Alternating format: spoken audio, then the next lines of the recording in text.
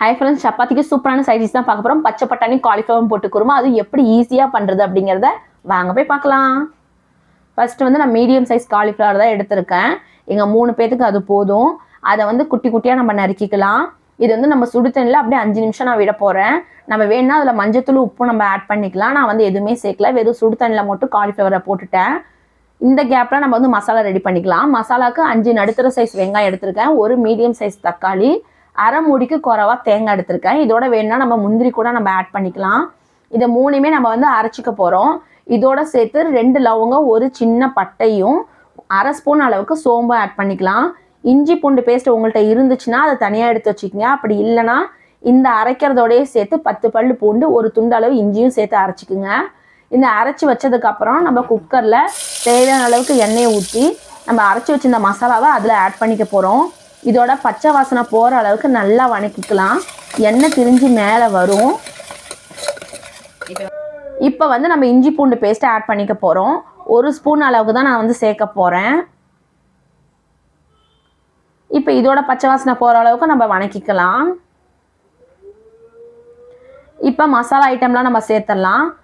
கொத்தமல்லி தூள் 1 ஸ்பூனு, காரத்துக்கு மிளகாத்தூள், மஞ்சத்தூள், இதோட கரம் மசாலா அரை ஸ்பூன் நான் சேர்த்துக்கிறேன்.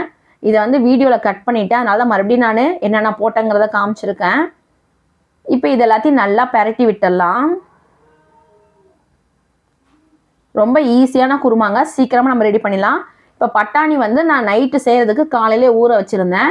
அதை வந்து இப்போ இதோட சேர்த்துக்க போகிறேன். நான் குக்கரில் விசில் விடுறதுனால நான் ஏற்கனவே வேக வைக்கல, இதிலே வந்து நம்ம விசில் விட்டுடலாம்.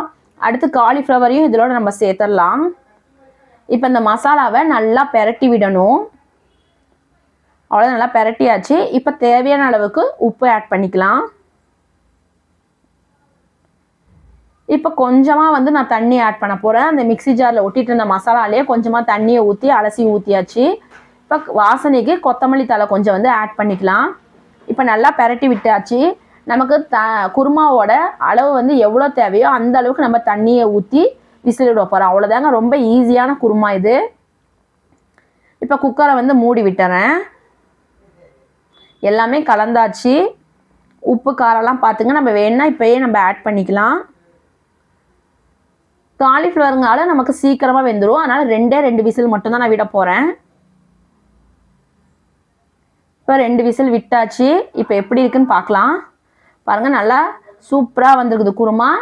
எனக்கு வந்து இந்த திக்னஸ் போதும்னா நான் அப்படியே விட்டுடலாம். இப்போ வந்து இது இட்லி தோசைக்கெலாம் கரெக்டாக இருக்கும். சப்பாத்திங்கும் போது கொஞ்சம் நமக்கு திக்னஸ் தேவை. அதனால் நான் அப்படியே ஒரு 5 நிமிஷம் வாக்கில் நான் கொதிக்க விட்டுறேன். கொதிக்க விட்டதுக்கப்புறம் எனக்கு இந்த அளவுக்கு திக்னஸ் வந்திருக்குது. இந்த சைட் டிஷ் வந்து ரொம்ப ஈஸியாக நான் வந்து ஒரு 10 நிமிஷத்தில் நம்ம செய்கிறது தான். எல்லாத்தையும் நம்ம உரித்து அரைச்சிட்டோன்னா நமக்கு வேலை முடிஞ்சுதுங்க. ட்ரை பண்ணி பாருங்கள். ட்ரை பண்ணிவிட்டு எப்படி இருக்குன்னு சொல்லிட்டு மறக்காமல் எனக்கு கமெண்ட் பண்ணுங்கள். நெக்ஸ்ட் வீடியோவில் நெக்ஸ்ட் ரெசிபியை பார்க்கலாம். தேங்க்யூ.